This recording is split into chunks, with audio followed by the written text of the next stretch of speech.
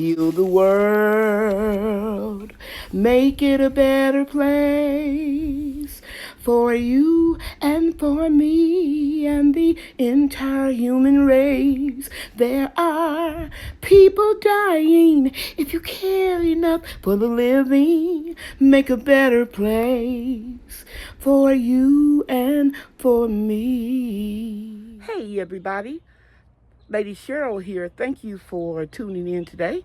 I'm going to share with you something that I think that you can learn from and might even enjoy because it makes me break out in a sweat. In February of this year, we had a polar Arctic freeze in the state of Texas. The temperature got down to 3 degrees. And when that happened, some of the trees that can grow in my area took a hit, went into shock, and died. I had 8 apple trees. In this video, I'm going to show you the 3 I had to take out. And I'm still blessed because I still have 5 apple trees. So I'd rather look at the good and not dwell so much on the bad. And remember, grow your own, eat your own. It's not hard. You can do it. I have a lot of allergies, and we've been getting an excessive amount of rain, and we've had tornado warnings and flash floods and river excessive amounts. So that has stirred up a lot of the pollen and tree, I think it's the oak tree that I get a severe reaction from. So that's why I got on my mask. But anyway, I'm still working because I got to get it done. So like I said, I hope you enjoyed this video. Okay, let's get started. Hey guys, it's time for the Gala apple tree to come down. Bree, you want to show them the branch we just cut? I want to show you how many branches I cut. Yeah. Listen, you have to watch the full persimmon. Take the branches, Bria, and move back so that you don't tear the fruit off the tree. Move back, right there. There you go. So all these branches are dead, guys. So I'm gonna cut, and Bria's gonna pick them up.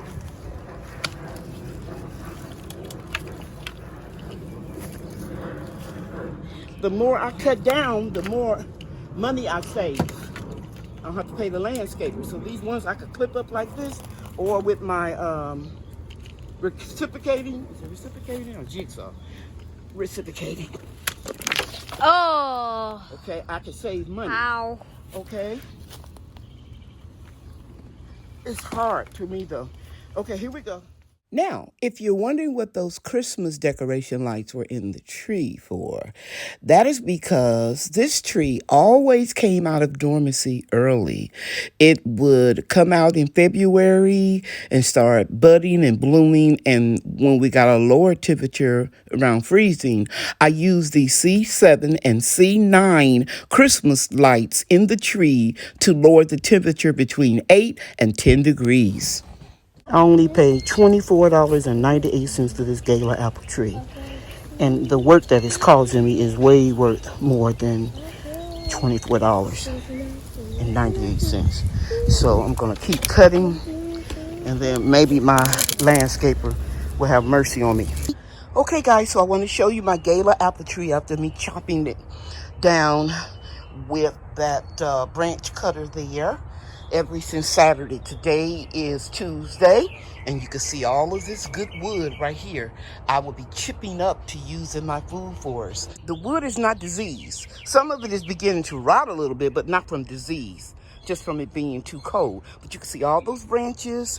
They are less than 3 inches in diameter, so they'll run through my wood chipper. I don't have to plug the wood chipper in and put a box under it. I can just wood chip everything right in its place. But this is what I discovered.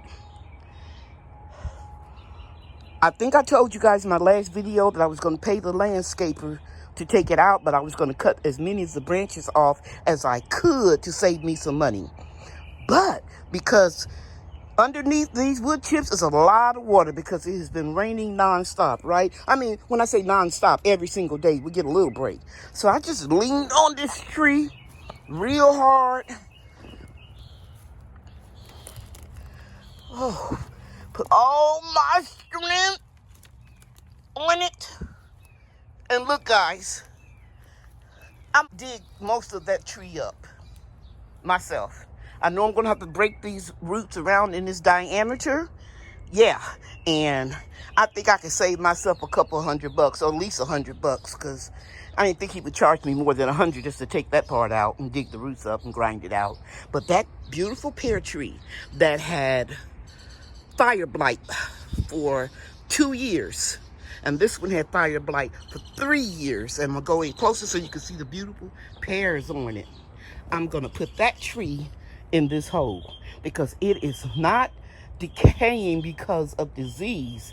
That white stuff that you see is mycorrhizal fungi, which is really good for your food forest, your trees, your gardens, your plants, whatever. Mycorrhizal fungi is a healthy fungus that occurs naturally when wood chips and leaves are breaking down. And so don't be concerned if you see that little white stuff on the top of your wood chips or around your wood chips. It's normal, okay? So I'm going to put that tree right there, and I'll let it grow as tall as it want to be. So I'm going to move it, keep rocking it from side to side, from front to back, and I'm going to break it up with the shovel, and I'm getting this tree out of here. Okay? I'll bring you back when I'm done.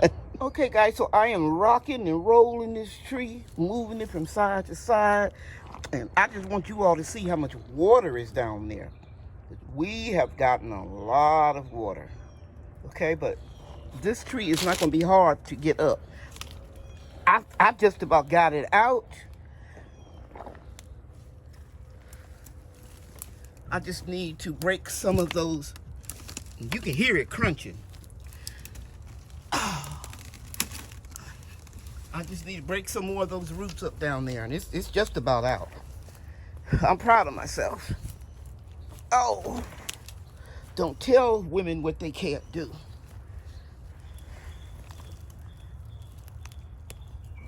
Can you hear that crunch?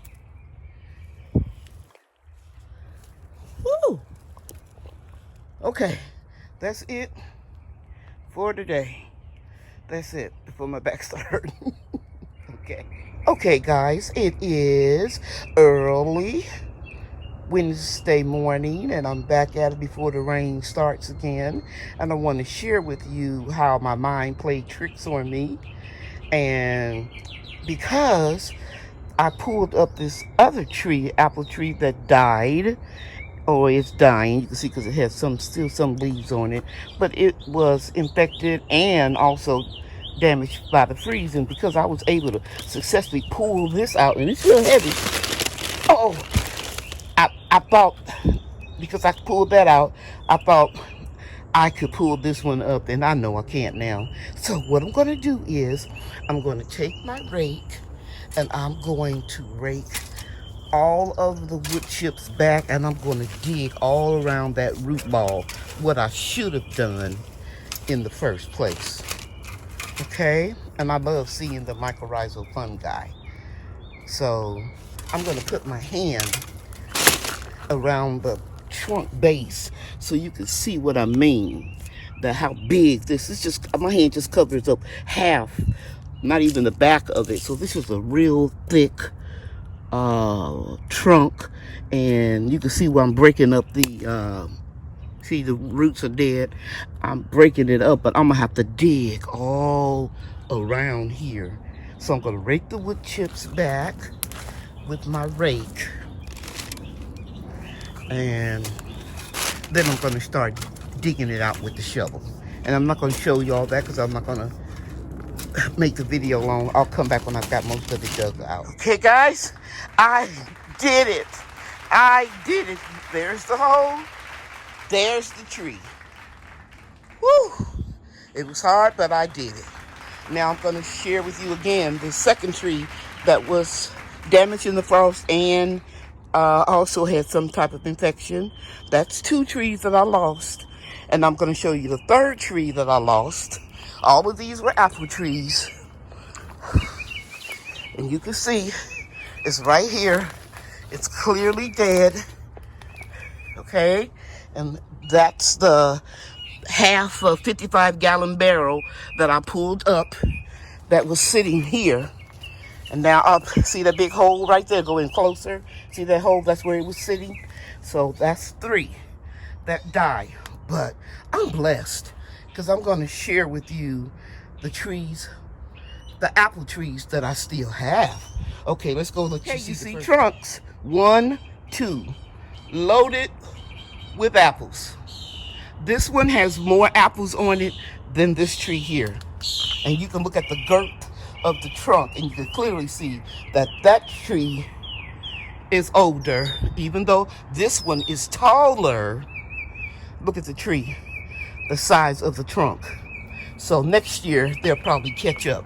But lots of apples on both of these trees. This one is a Golden Delicious, and the other one over here is a Crimson Stark Brothers signature tree. Okay? All right, so that's 2, okay? Also in the ground is this apple tree. It's doing wonderful. The apples are getting to be a nice size. I'm very happy. And you can see I have Mexican petunias and comfrey in the ground planted next to it for fertilization, and it works. Here is another one in a 40-gallon container. I have Mexican petunia and marigolds in the planter with it. You can see I lost a lot of the apples. My grandbabies just pick them up. I told them just put them right there for compost.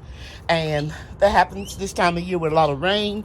But it still hung on to a lot of the apples, much more than last year. And whenever I see this browning, I'll pull it off because I told you I was giving my trees too much nitrogen. You can see here a bird's been pecking on that one. That happens. Don't be afraid or upset when your fruit falls. A lot of times the weak ones will fall to allow the strong ones to survive. Here's one that's going to fall off any day. You can look at it and tell. Okay? This one, I'm going to lose this one as well. I might as well just take it off now.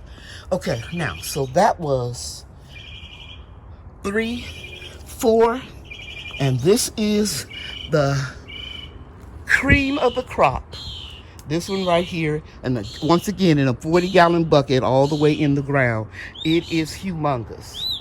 Some of the trees I'm going to keep small. Some I'm going to let grow large. This is one of them right here in front of the sea of comfrey. So that's what I'm going to be making as soon as it stops raining. You can see comfrey has gotten outrageous. I'm going to, outrageous with growth. I'm going to be making fermented tea and chop and dropping some of it as well. I'm not going to get into all the other plants in this area. I just want to focus this video solely on the apple trees. This is the humongous tree. Yes, you can grow a tree in a container. This one is growing in a 40-gallon container. Isn't that beautiful? Okay, thank you so much for watching this video. I appreciate each and every one of you. Remember, grow your own, eat your own. It's not hard. Once you work smarter and not harder, you can do it. I love you, and God loves you too. Bye now.